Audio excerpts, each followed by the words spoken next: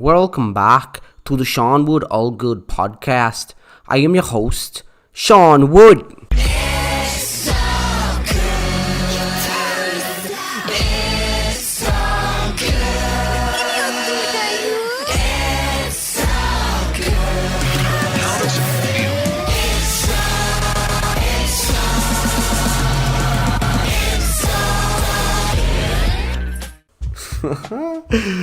Alrighty guys, welcome back to another episode. Sorry about that bad accent at the start of that. I know it was horrible. So this is going to be the first episode of the rebranding that I talked about. If you listen to that, if not, maybe just watch or listen to the podcast before this. A bit of an explanation of why the format may have changed if you have heard this before. And I'm going to dig into something that I've wanted to talk about for a while, something that excites me. And it's a bit of an example of the type of content that I'm going to want to do through this platform. And in this episode, I'm going to talk about how to live and work in Southeast Asia as a parkour athlete. So this is something that I did probably between 2010 to 2017. I'm sure a couple of you, at least one or two, probably know that I was involved with a parkour company, quite a big one. Some of you might know the name of it. And during that time, I was living kind of illegally most of the time. But yeah, living in Southeast Asia, particularly Thailand. And, you know, this was the early days of Farang. So when we first started, we weren't really even paying ourselves a wage, and then we were paying a wage, but it was, you know, our first year or two into a business, so it wasn't a huge wage. So I had to find other ways of surviving, and, you know, like close to 7 years in Southeast Asia, I had to get pretty creative, you know, and I had to try a few things. And it's really fun to think back on, because I did a lot of different things, and most of the things I'll cover today, surprisingly, you know, one of them is modeling, so I don't know how I managed that, but you know, these are all things that I did do and tried out for periods of time, and sometimes made really good money, sometimes struggled and had to live on noodles. You know, that's another story for another time. But these are all things that I've tried and have been validated, and I think if they were done the right way in this day and age, and things have really grown since I was living in Thailand as well. A few of these things, like if I was doing it now because of the internet, because of the way that everything, this whole digital nomad lifestyle has sort of grown and become a thing, I think I would have done these, I would be able to do these things a lot better than I did back then. And I think some of you guys probably are a bit more equipped than I was at 21, 22 years old trying to do these things in Southeast Asia. Anyway, I could ramble about this for a while. Let's jump into it. So the first thing that I think, if you were wanting to sort of move out to Asia at some time, I would say this. Probably don't go out there, you can if you want, with no money in your pocket. I would recommend, before jumping into this digital nomad lifestyle, and we're talking, I'm going to refer this to Thailand today, but you could probably do this in most of Southeast Asia, but I would recommend having about $10,000 in your pocket. The reason for this is that amount of money in Thailand and even places like India could actually alone probably last you anywhere between, depending on how you live and what sort of lifestyle you're living, could probably last you a good 6 to 12 months there, and that will give you a good chance to get established with any of these things that you may end up doing, and make it so that these things are something you can build and aren't relying on from the second you get over there. And I think that's really important. I made that mistake a bunch of times where I got on the ship. No, I didn't. I got on an airplane and went over to Thailand, and I didn't have enough money in my pocket. So even every time that I personally started to sort of get some momentum in some of these things, I was having to build into my own money as well, take into my own money as well. And a lot of times when I was starting to really get a bit of a reputation in these things, I kind of ran out of money and had to leave. So I would just say baseline, try and have about $10,000 in your pocket. So we're going to start here. The first thing that I think in this day and age, in this online environment, that you could do is digital marketing. And I know that is very vague, so I will narrow this down to specifically online marketing right now. There's a lot of great content out there, a lot of online sort of seminars that you can take, and the thing that a lot of people are doing right now, a lot of these digital nomads, is starting an online consulting agency. So with this choice, you're basically, depending on what country you start the agency in, if I was to do it, I'm working for a digital online agency right now. It does have the facilities sort of set up that if I wanted to become the digital nomad, as they say, I could do it. My boss has set the business up so it can all be done remotely. And the thing is, if I was to leave, all of our customers are businesses here in Newcastle where I'm living, and they're paying in Australian dollars. So I could technically move back over to Thailand right now and be living on an income that is an Australian wage that would get me by really well there. This was sort of a position I've wanted to be in for a very long time. And if I'd been doing this a few years ago, I would have been very happy. But, you know, life goes on. I've changed my priorities. Maybe spend some time over there at some point. But, you know, I have a lot of knowledge in sort of marketing through my history. But to be completely honest, this is something that's come into my life in the last year. And to be in that position so quickly, I really believe that this is something you could do, depending, you know, you really need to do some research, learn these marketing techniques, but I think it's quite obtainable from a lot of people, especially if you had any sort of experience in running your own business before. You could do this with an agency if they would let you work abroad, or you could start your own agency. There are a lot of ways to start the sort of online consulting agency. There's a couple of great resources for this. You can check www.digitalmarketer.com. I would say there is a subscription fee there, but I'd say from start to finish, they could get you into basically starting your own agency if that's something that you wanted to do. There is a guy you may have seen marketing to you on Facebook. His name's Sam Ovens. He comes across a little bit cringy on his videos and that, but he does actually have some good content if you do purchase. They're quite expensive though, but he's another guy that could take you from zero to consulting agency in the course of like his 2-month course or whatever. I've briefed through it and I did like the content a lot.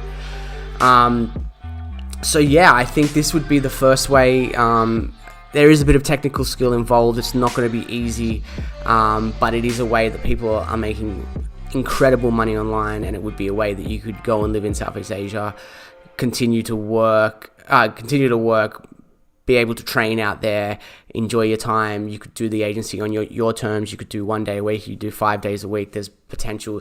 And then you also could find clients online or maybe even in Asia. So I think this would be a great option if you wanted to go and spend some time there and live. Second option, I would say, is personal training.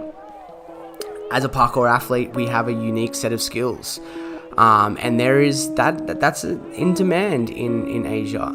And I think particularly they like foreign things. They like the training methods. I mean, in Thailand alone, they love foreigners.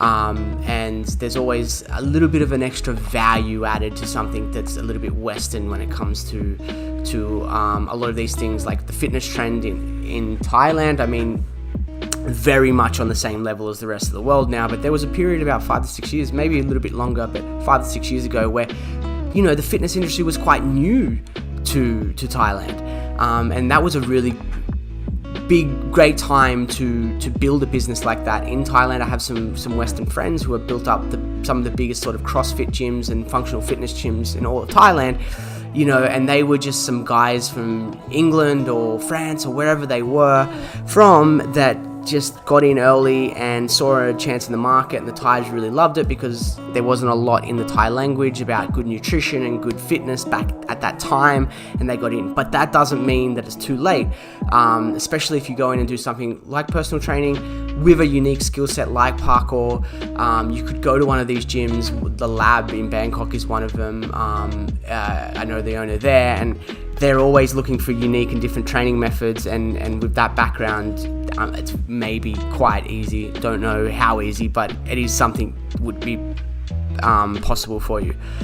The the skills of parkour do translate well. We usually have quite a good knowledge of fitness, sort of skip a lot of steps that a normal person, traditional person trying to come into the fitness industry would sort of have to go through, because we've been doing this. Is what we do to get our skills. And I know, at least for a lot of my friends that I know, they've got a high knowledge of nutrition and fitness. So the gyms over there sort of eat that stuff up. As a bit of extension to that, there are a growing number of parkour gyms now opening up in Southeast Asia. Alex Winslow, if anyone knows that name, now has one out there. The Movement Playground, and I know that they have some foreigners that they employ. There's obviously they have 2 gyms, so they can't employ everyone, but it may be an option. Hit them up. I know they're always looking for new trainers. I know Singapore has a gym. There's one in Indonesia now. Philippines has a couple. So depending on where in Southeast Asia you'd be looking to go, the facilities might already be there. So a lot of the times those guys can't really hook you up with visas, so you might have to do the sort of in and out type of thing. I'm very well versed in that. Usually you can get sort of, we'll talk about this soon, but usually you can get sort of like 3 to 6 month visas in most of Southeast Asia, depending on what Western country and what sort of relationship your country has with the country you want to stay in. But there's also Singapore. There's a couple there as well, so that may be an option for you as well. That's direct skill translation. You wouldn't have to be working for a normal gym. You could work for a parkour gym. Alright, the third option. This one is may make a few of you sort of shy free runners, parkour athletes a little bit more nervous, but there's a huge market for white models in Southeast Asia. Somehow I've managed to do that at some points. I guess my handsome looks got me a little way in Thailand. No, but I mean, if I can do it, anyone can do it. That's my point, you know. There's a huge market for it. It's actually more realistic than it sounds. I've done a few of these gigs, and it was not something that I was trying to push firsthand when I was there. It was sort of like a friend of a friend would ask if I'd be available for it, and sure, and it pays good money. See, big international brands take a lot of their stuff. Well, they have a huge market out there, so you're able to jump in. They usually want 1 or 2 foreigners for their look. You know, we live in this diverse world now where they're always trying to hit all the different types of ethnicities in all types of advertising campaigns.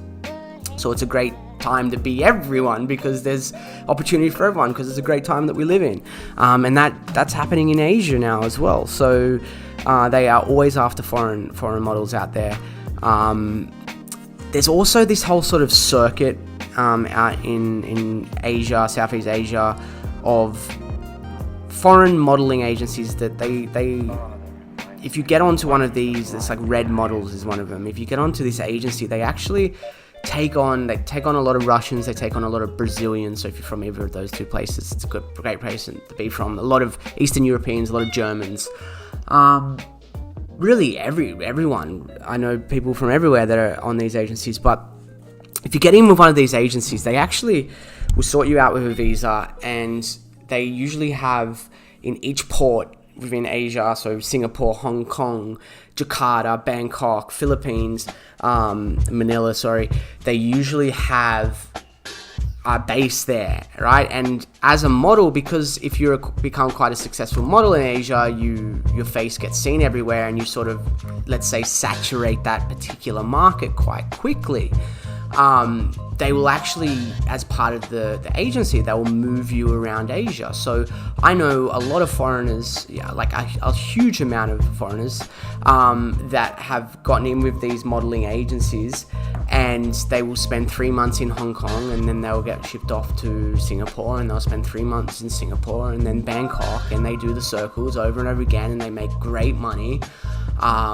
incredible money. They're working for the biggest brands you can think of, and it's a great lifestyle for them. There's a few catches to it. You usually have to live at the agency, and they don't let them go out and party too much, but the money is great, and it's quite a good way that you could live a good lifestyle in Asia, get to see a lot of Asia, and continue training. So this would be a great option. Sort of backboning off this would be the fourth option, one that I did do a little bit of while I was there, and something that translates very well with parkour, and that would be a stuntman.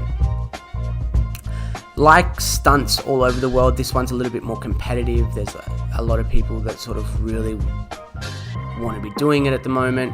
Parkour community is growing a lot. It's a great option, but this is a viable option in Southeast Asia. I guess the best way to do this is really try and reach out and contact somebody that's already doing it, find out who they're sort of getting their work through. If you usually get on with a group of guys there, then they can get you quite a lot of work.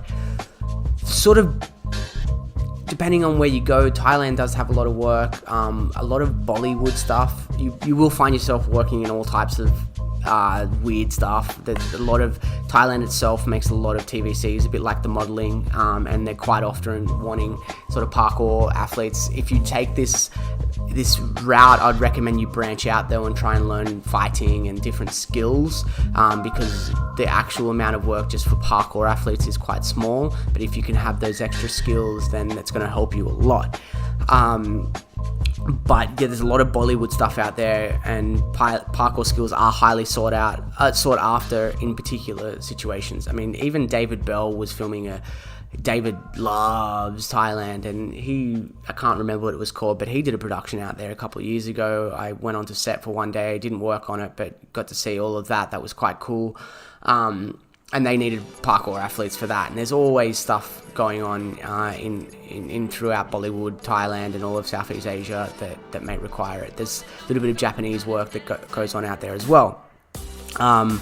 These gigs can pay quite well, especially from India. Like, they usually pay cash, and they pay in US dollars, which was quite bizarre. I've been flown from Bangkok to Madrid for like a one-day shoot before. I was on the plane on Friday, shot on Saturday, Sunday, and was back in Thailand by Monday. It was crazy. That was actually for a South Indian gig with a guy named Bunny. I actually posted a clip on Instagram quite recently about that. It was quite hilarious. But I've also had the opportunity to work with like Akshay Kumar, who's like Bollywood's biggest action star, a legend. They shut down the streets of Singapore for us to film with this guy, did a TV commercial with him. And once again, like I never fully dug my heels properly into this. I know Alex Winslow's also done a fair bit of this work out there. He might be someone worth reaching out to. But I've got another friend who's really thrived for a good decade out there just doing this stuff. So if it was something that you really wanted to put your head down to, there would be a way to really live and live well out in Thailand with it. The work can be scarce, but it all comes really down to your hustle and how much networking and energy you're willing to put into it. It's like most things. If you go out and you don't try very hard, you're not going to do it. But if you really knuckle down and you're one of those people who really can make things happen, then you could live a good life out there. And I guess that's going to bring me on to the fifth and final one for this particular list, and that would be a freelance filmmaker. And I think this is a nice one because it translates well with the parkour community and the interest that a lot of the parkour community has in filmmaking. And I think sometimes we undervalue or underappreciate, or what would be the word, we forget how valuable some of the skills that we are developing as parkour filmmakers can be to a production. And that was something that I was quite surprised at, especially with some of the early parkour Team Farang videos. People would see those and you'd show them, and the first question was always like, who made this for you guys? And we were even at like a film festival with I think Ryan Gosling was there. Another story for another day. We didn't get to meet him, but we almost did. I quite vaguely remember not knowing who he was, and we got a chance for an introduction, and we're like, oh no, who's Ryan Gosling? Yeah, that's a bit stupid, but I remember showing one of the directors there the first Farang video, and he was blown away. He was just like, this is incredible. This is just as incredible as the skills that are being shown in the video. So I think we sometimes forget the value of the skills that we develop as parkour filmmakers. I did a little bit of corporate work while I was out there. Once again, paid quite well when I did do it. I didn't get a lot of it. I didn't try very hard for it. I don't particularly like corporate work as well, but it is an option. I would suggest for this option though, have your CV ready, have everything already produced and edited, because I think where I lost out a little bit when I was doing this stuff is that every time someone asked me, they want a quick turnaround, and I was always having to go back and re-edit my fucking show reel and all that sort of stuff, and it just, people have moved on to another person if you're taking more than a breath to get back to them.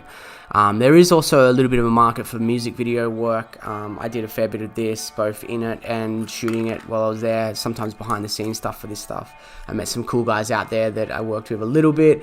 Once again, they tend to try not to pay you too well with this type of stuff, but if you make a really good name for yourself, and with YouTube just growing every day, yeah, it's definitely a possibility. And even that, like maybe linking up through some people with photography is another option as an extension of this. Find people on Instagram, find people on YouTube. They always need someone who can shoot well. I know a friend of mine he's one of the biggest YouTube channels. He's a white guy living in Thailand. He's got one of the biggest YouTube channels in Thailand, and I know he's always looking for people to sort of shoot for him and offload some of his work. It could just be editing. So yeah, that would be my fifth option. I guess as I have a bit of knowledge about Thailand, I would just recommend with any of this, a lot of nations you can get like 3-month tourist visas. You should try and organize these things before you leave if you were going to go work out there. Work permits can be hard to get, but not impossible. But just look into all of this type of stuff before you jump out and make a decision to do this type of thing. One last thing for Thailand specific, accommodation, just for some perspective, is like, you can find good accommodation anywhere between 5 to 10,000 baht a month, and I'm just going to quickly do a translation for you on that and see how much that would be. But just to give you a bit of a ballpark of how this can be sort of attainable, let's say Thai baht into USD, and let's go middle ground, 7,000 Thai baht a month, which I've had accommodation for. You look at a $231 US, and that would be a 1-bedroom sort of, studio apartment. We can get that with air conditioning. Inflation, it might have gone up a little bit, but 12,000 baht you could definitely find something for. And so you're looking at a couple $100 a month to live out there. Food can be really cheap as well. Overall, Thailand is getting more expensive. I noticed that last time I was there, but there are still ways that you can eat for 50 to 100 baht a meal if you're eating street food, and a lot of parkour people love that type of experience. So or you could do it the store away and just put up a hammock and try and live. Yeah, okay, another story, another time. So that is my list of 5 ways that you could live in Southeast Asia as a parkour athlete. That's there's more. If you guys enjoy this, I could probably come up with another 5 tomorrow if the demand was there. This is the type of stuff that I want to continue. This is the type of direction that I would like to go with this podcast. This one is coming in at the moment at about 24 minutes. This is a little bit longer than I'd like to, but I think this is really valuable content. I think somebody is wanting to do something like this that may be listening, and I think if that's you, this may have been valuable, and I hope it really is. And I would just ask you guys, if you don't already, follow me on Instagram or YouTube or Twitter or Facebook or TikTok. No, I'm just joking about that one. I don't use TikTok. I just watch it and I'm watching Brody's account just blow up, and I still don't know if it's real followers or bots, but I'm really trying to dig into it and work it out, and I'm going to make an episode about that at some point. So that's the type of content that I'm going to be doing. Hope you guys enjoyed this episode of the Shaun Wood All Good podcast. Thank you so much. If you are still here listening, then you are the real MVP, and I will speak to you, because you're probably going to listen again next time, and thank you for listening. Peace.